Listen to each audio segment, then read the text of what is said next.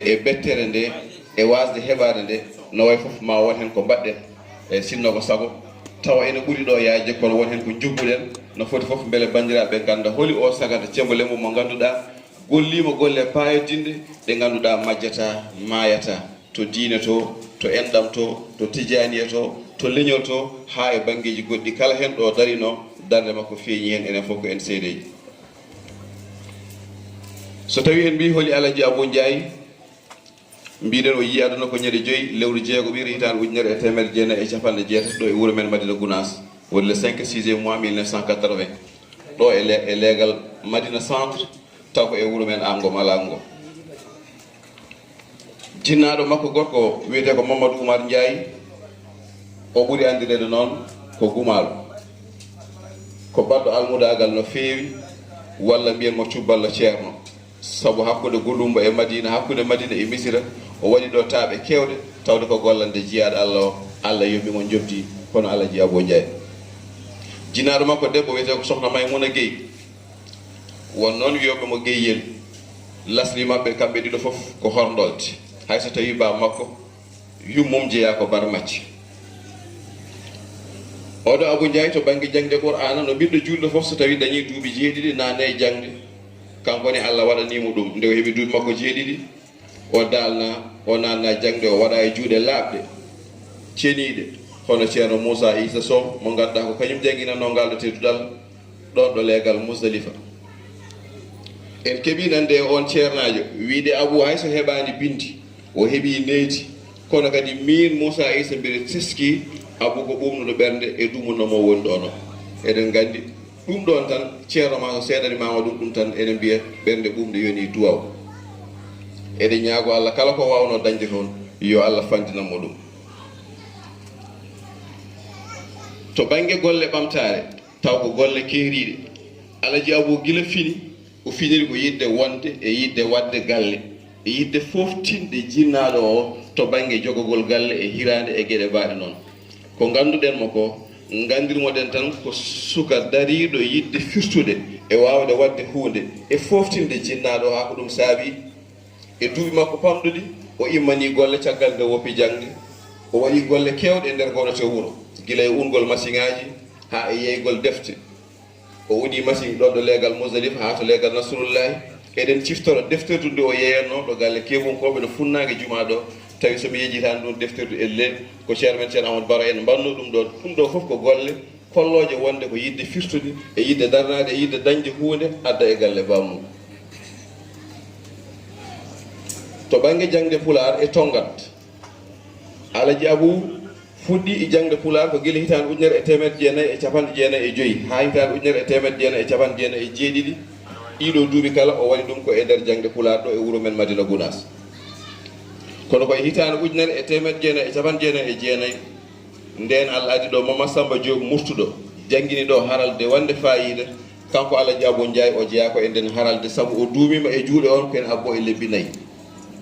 koye on o janggi to banggue mbindin to banggue taro reguigo ko on kadi adi heblude mo karallagal janguingol rokkimo hen seedan faago koye nden hitande ujunere temedde jeenayyi e capanɗe jeenayyi e jeenayyi kadi o udditi duɗal o inniri ɗum Mamadou Samba Diop murtuɗo ngal duɗal wonno ko ɗon ɗo leegal Daaru ɗo e Medina Gounass kanko e hoore makko o joguima duɗal ngal o janguini ngal ko juuti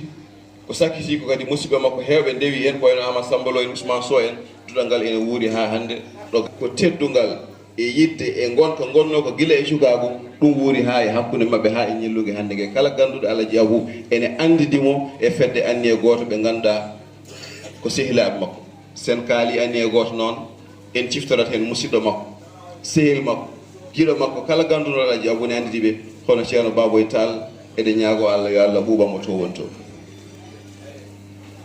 Alaji Abou dilli e pelle ko wayno fedde jokkere en ɗam nde ganduɗa en mbawa haaldude ñamgolluji koɓe mbatti ko wayno fedde ɓamtare Mousdalifa ha barkini omo heɗotonoɗen jewte ha tengti e tuma nde teskoto ciftorten yewtere waɗanno omo wiya Darul Aladine fitirla kawnika e gueɗe goɗɗe ɗe ganduɗa ndewino ɗon e RTS Tamba e Fulago ha e Kopital Alaji Abou woni bindodirannoɗo e makko ɓatakuji woni jotodirnoɗo makko taw ko en woni eɓe goɗɗodiri ɓe jiidirani e hitande ujunnaje 2 e 4 Allah di ɗo gonɗo hoorejo jagorɗo Sénégal somi juumani Idrissa Seck Alaji Abou Ndiaye waɗi hen golle payodinde o rewidi ɗen golle kadi enen haaloɓe ɗo ɓe Allah moƴƴini en on subaka gila subaka ha nangue wuti nde o neldi kabaru nde min e makko gondi e moto o rewidi kabaruji ɗi monta to télécentre Bayel Sarr ɗo ko ɗon ɗo noddi Ibrahima Seydou Samba Dia hunde nde foof e rewde lawol ɗemgal lamgal taro reguigo haala laftuka golle jubduɗe e suka mo ganduɗa meeɗa heblede ko fate jayndiyankagal ɗum woni bel welto kono woni kawis wonande Ibrahima Seydou Dia ha ɗon e antenne he mboɗo heeɗi o wi Abou Ndiaye tuggude hande mi suɓimama ko an woni nelaɗo yewteram kumpital mi wiyanima nelaɗo RTS Tambacounda mbimami ko an woni nelaɗo yewteram kumpital tuggude guila nden ha ɗo ko kanko woni nelaɗo nden tan yewtere haɗani ɗon somi siftora dawal ɗimmal e kiram ɗam Alaji Abou Ndiaye waɗi gam humpidde ko yehete ɗo ko gam yaltinde ko yehete ɗo ko julde taske rewnode hen Alaji Abou wi en wonde ɗum ɗo ene foti yaltinede eɗen tesko nden radio Tamba jamaji ɗi foof hutbaji mumen jaltine radio Kolda guila arani radio ji ɗi foof hutbaji ɗi jaltine hutba Madina Gounass eko watte ɗo ko yaltani jogui kiram e Alaji Abou Ndiaye ƴettude ɗum o rewidi ɗum ne kadi eɗen jetta musidɗo men ceerno Amadou Ba Sanda Pulaar saabu mbiɗa siftara koɗo biti kam ɗo leegal ukkas ɗo ko ɗon élément o monta on ñande kadi o waɗi élément o neldi Ibrahima Seydou Dia e yewtere mum ɗum ɗo ɓeydi lannitade e o softini o hirjini o walliti ko dañaɗo ko fof caggal Allah e nelaɗo to banggue jangde Pulaar e Madina Gounass enen kam yonta men ko Allah e nelaɗo mum e ceerno Jalaluddin e ceerno Amadou Baro Baba ceerno Abdoul Aziz yallah yo ko moƴƴere so tawi de en gubbani nema kala ko dañɗen ɗo enen e yonta men ko ɓeeɗo jeeyaɓe Allah ɗiɗo mbaɗi ɗum e meɗen eɗen jettir ɗum Allah ilma omo nanguito o sohli ballodirowo ngel ɗo cukalel feeñi ene waɗe golle payodinde en tongat saabu ɓe kolli en kojomaji juutani ɗeɗo golle payodinde mbaɗoje alay saago o dañamo wallodiri o suuɓi Alaji Abou Ndiaye o addi o takki ɗum sara makko so tawi o ƴetti caméra on ƴetta radio so ƴetti radio on ƴetta caméra mbaɓe mbawi wallodirde beele ko ceerno gollata ko oɗo anniye mo ceerno joguino beele yimɓe foof mbawa humpitade anniye mo Selaji mo Seydou joguino wiide somi fuɗɗima haalde mi soodi radio nanguirɗe yimɓe keɗo on anniye beele wawa yettade yimɓe foof ko ɗum addi ceerno Jalaluddin foti Alaji Abou Ndiaye waɗimo tette wattimo e ceerno o fuɗɗi gollade golle payodinde mboɗo siftora emin toñiran noon wonde o arno e nokku mataw ceerno lemi yiyanimo wi mele borom radio ngel o arani joom radio ngel o mataw arani tan ndege firti ko gila nden ceerno ene watti hakkille e golle makko ɗeɗo ceerno ene watti hakkille mum e ko waɗata ko yadnama ha ɗon ko ceerno khalifa o e hoore mum ceerno Jalal suɓannomo hoore mum kono ko ceerno waddiɓe saabu wonde ceerno wimo Abou kala ɗo Jalali nela ko onon nelda koye on sufa ceerno men ceerno Abdoul Aziz yii golle ɗe yii fayide o yii hoolare nde fottimo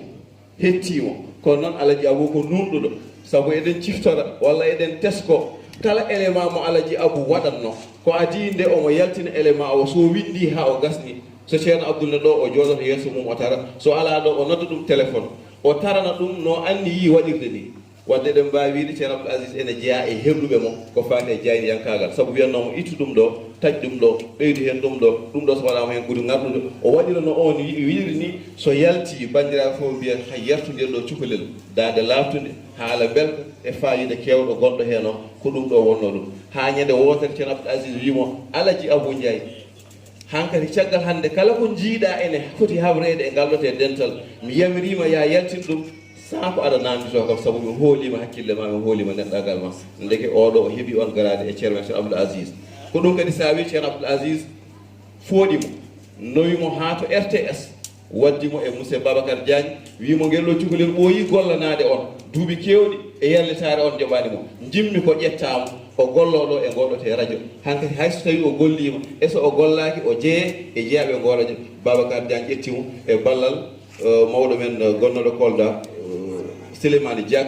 sabu ko on disnano hen haali en haalluji moƴƴi o ƴetta ɗum somi juumani e lewol noon ko 2016 walla 2006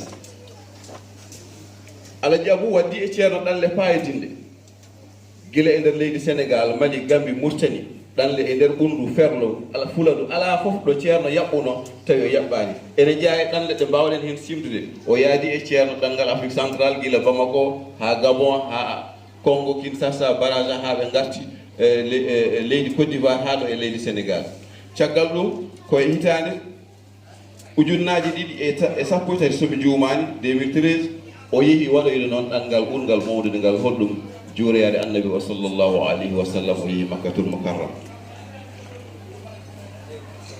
na hitande korna he e kala hitande Alaji Abou ene juuroyode ɓurɗo windere e ballal fondation Dental Daka e ballal ceerno e himɓe ceerno gonɗo hen o eɗen mbiyamo Alaji laabi yo jogoro jaam o yeehi o juuroyima Seydi Cheikhna Ahmad Tidiane fodde laabi 7 hen laabi 7 o yaadi koye ceerno men Khalifa Alhaji Ahmad Tidiane Ba laawol gotol ngol o yaadi koye ceerno men ceerno Jalaluddin ceerno makko gonɗo ɗo o tawi on saaha koye noddaɗo laamu Marok noddi seereɓe galleji diine Sénégal ɓe lobtoyi toon kanko yano kanko e ceerno Jalal ceerno Moustapha Wanen e woɓɓe yaltude e galleji Sénégal naɓe fof yanoɓe toon ɓe o yi o juurima Sharif Mouhamadoul Hafas to unu fadi fodde laabi 7 hen 5 ɗi o yaadi ɗum koye ceerno men ceerno Alhaji Ahmad Tidiane Ba hen laabi ɗin ɗi o yaadi koye ceerno Jalaluddin enen haalaɓe ɗo ɓe Allah moƴƴini en laawol cakkilingol eɗen tawa ko en seeda tonguel to banggue jikkuji en mbawa sifade kono Allah jaaɓi ko moƴƴo ko jaaɗi ko jankiniɗo kono ko jiɗɗo enɗam makko ko jiɗɗo koreji makko ko jiɗɗo bandiko en Allah jaaɓi wona haaside kono kadi o wona naafiq o ñohodotako kala ko kalantamo yahata ko gonga e ma Allah jaaɓi waɗi galle ko mawɗum alhamdulillahi mo jogui suddiɓe ɗiɗo Allah rokkimo ɓesgu kadi ko mawɗum eɗen ñaago Allah yo Allah wat hen barke so tawi ko gonga haalte e tonggol mbawɗen wi tan ko Allah jaaɓi ko goto jambaro golluɗo golle payidinde ɗum ɗo noon ko bettere tan ma en garto yede sahaji jaaɗi so Allah haaji binditi ɗum ha wona deftere saabu ɗum ɗo ko hunde ganduɗa en foti rewede assalamu aleykum wa rahmatullahi taala wa barakatuh e tonggol tan